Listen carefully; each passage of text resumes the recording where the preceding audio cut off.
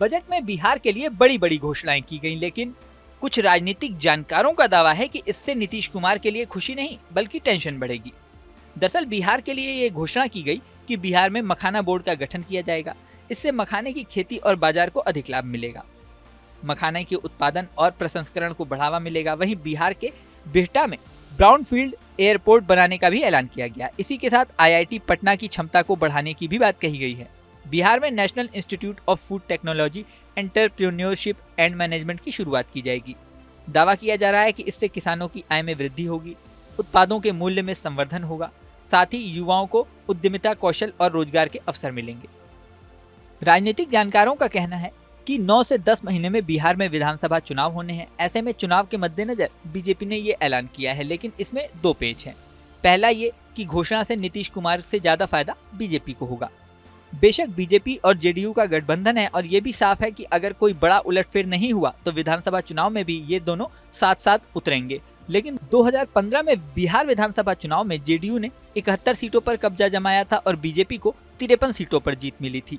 लेकिन 2020 के विधानसभा चुनाव में बीजेपी को बिहार में 74 सीटें मिली, जबकि जेडीयू को सिर्फ 43, यानी बीजेपी की 21 सीटें बढ़ गईं, जबकि जेडीयू की 28 सीटें कम हो गईं।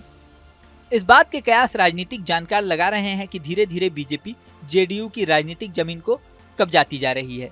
अगर बीजेपी बिहार में और ज्यादा मजबूत हुई तो सीएम कुर्सी को लेकर भी सवाल खड़े हो सकते हैं। महाराष्ट्र में भी पहले एकनाथ शिंदे सीएम थे और बीजेपी से गठबंधन था। महाराष्ट्र में नवंबर में हुए इलेक्शन के बाद बीजेपी मजबूत हुई तो देवेंद्र फडणवीस सीएम बन गए और एकनाथ शिंदे डिप्टी सीएम। ऐसे में बिहार को लेकर भी बड़ा सवाल खड़ा है कि बिहार में अगर बीजेपी ज्यादा मजबूत हुई और जेडीयू कमजोर तो सीएम की कुर्सी को लेकर आखिर भविष्य में क्या फैसला लिया जाएगा। बजट में बिहार को लेकर की गई घोषणाओं के बाद ये सवाल और ज्यादा मौजू हो गया है कि बीजेपी अगर और मजबूत होती है तो नीतीश कुमार का राजनीतिक भविष्य क्या होगा। इसके अलावा पूरे बजट को लेकर तेजस्वी यादव ने भी अटैक किया है। सुनिए तेजस्वी यादव ने क्या कहा। बिहार को हमेशा से मोदी सरकार ने ठगने का काम किया है, डबल इंजन की सरकार ने ठगने का काम किया।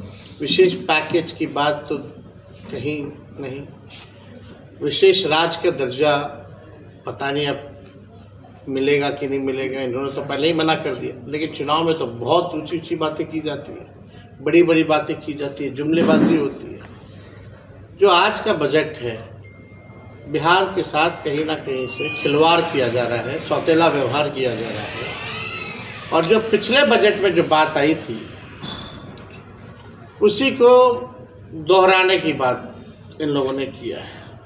ये बजट मेरा मानना है गांव, ग्रामीण और गरीब विरोधी बजट भारत सरकार ने पेश किया है। तेजस्वी यहीं पर नहीं रुके, आंध्र को मिले पैकेज को लेकर भी उन्होंने बड़ी बात कही।